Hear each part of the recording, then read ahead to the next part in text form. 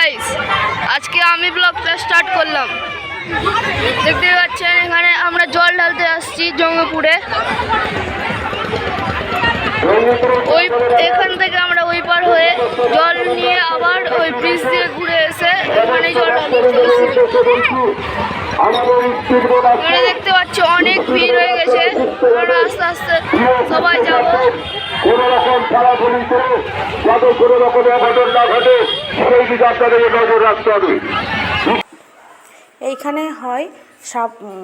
এখানে হয় একটা বড় শিব। হ্যাঁ, এটা হয় কালী পুজোর সময়, যে কার্তিক মাসে কালী পুজো হয়, ওই কালী পুজোর সময়তেই হয় বড় শিব। আর এখন শ্রাবণ মাসে জল ঢালার জন্য একটা অনুষ্ঠান আয়োজন হয়েছে। হ্যাঁ, তোমরা দেখতে থাকো। হ্যাঁ, দেখবে, আশা করি ভালো লাগবে।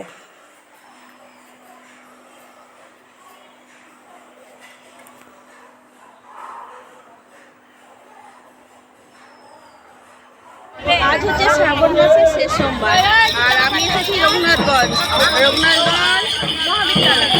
আর মহাবিদ্যালয়তে আজ আমাদের এই যে এইখানে আছে গঙ্গা, এই গঙ্গাতে আমরা জল ভরবো, ভরে গোটা রঘুনাথগঞ্জ হাঁটবো। গোটা রঘুনাথগঞ্জ হেঁটে আবার গোটাটাই ঘুরে এসে ঠিক এইখানে শিব মন্দিরে আমরা এসে জল ঢালবো। তোমরা দেখতে থাকো, আশা করি তোমাদের ব্লগটা ভালো লাগবে।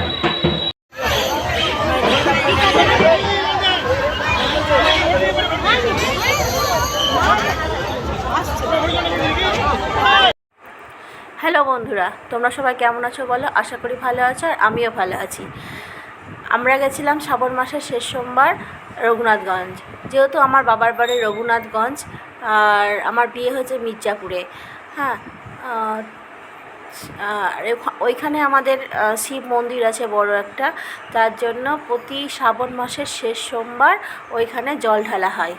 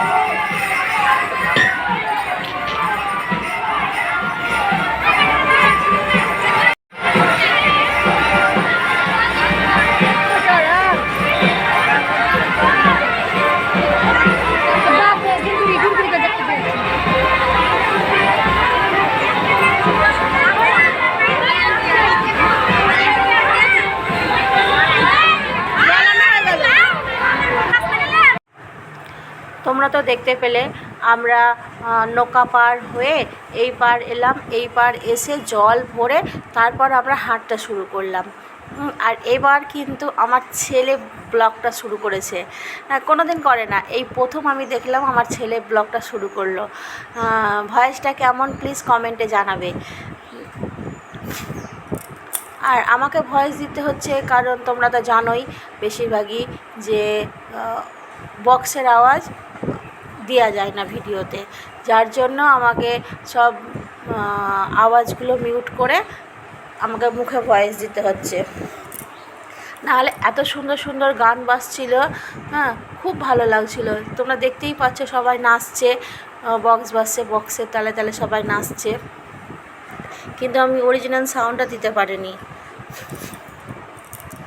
তোমাদের ওখানে যে যেখান থেকে দেখছো, তোমাদের ওখানে এইরকম উৎসব হয় কি না প্লিজ আমাকে জানাবে।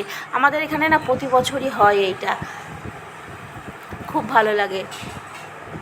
অনেকটা হাঁটতে হয়, অনেকটা, গোটা রঘুনাথগঞ্জ হেঁটে গোটা ব্রিজ হেঁটে তারপর আবার সেই শিব মন্দিরে গিয়ে, যেখানে আমরা নৌকায় চেপেছিলাম ওইখানে গিয়ে জল ঢালতে হয়।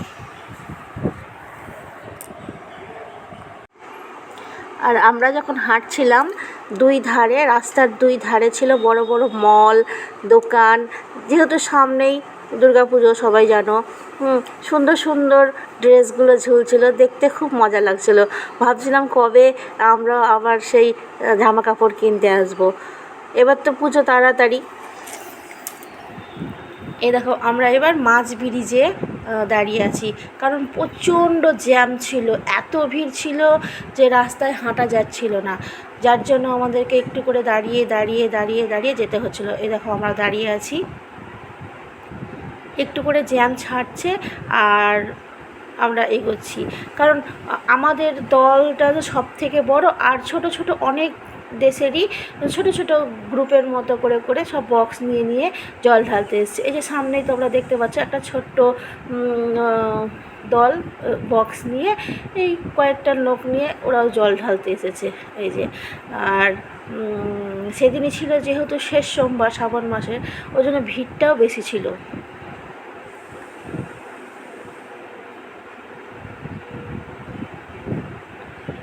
তারপরে আমরা ব্রিজ শেষ করে আমরা এখন সাহেব বাজারে হাঁটছি, আর সাহেব বাজারটা হেঁটেই আমরা জল ঢালবো বাবার মাথায়।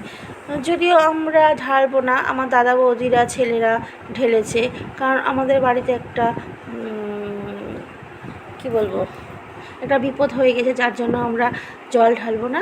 তবে আমাদের বাবার বাড়ির ওরা সবাই ঢেলেছে। এই যে আমাদের জল ঢালা কমপ্লিট, এবার আমরা বাড়ি যাব। আমার ভিডিওটা যদি ভালো লাগে প্লিজ লাইক করো ও কমেন্ট করো।